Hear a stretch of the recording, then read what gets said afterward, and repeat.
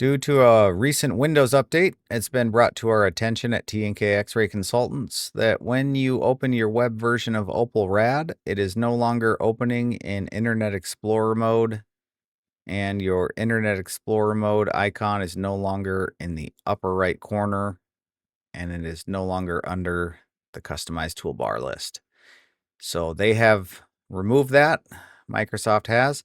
So now the only way to get the web page to load correctly, so you're going to want to go into the settings. So we're going to click on the three dots, come down here to settings, and we're going to come over to default browser.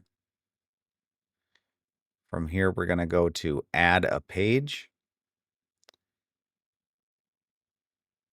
From here, we're going to want to find the icon to your Opal-Rad software.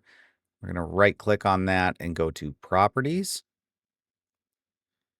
From here, you're going to want to copy this web address. Now you only want to copy this part of the web address. If you have a whole bunch of numbers and letters in between this OpalWeb and the login.aspx, you're going to want to get rid of that and just I have it on screen for you right here. We're going to copy that, hit OK. We're going to paste it in here, hit add.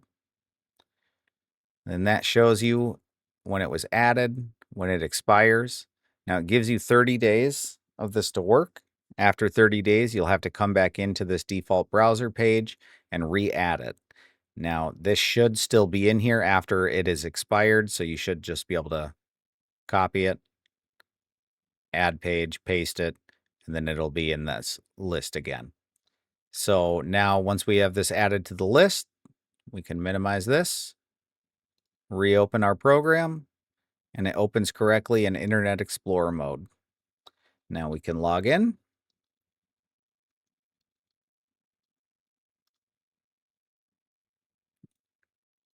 And our x-rays open up just fine. And if you have any tech support concerns, contact me directly at kevin@tk-xc.com.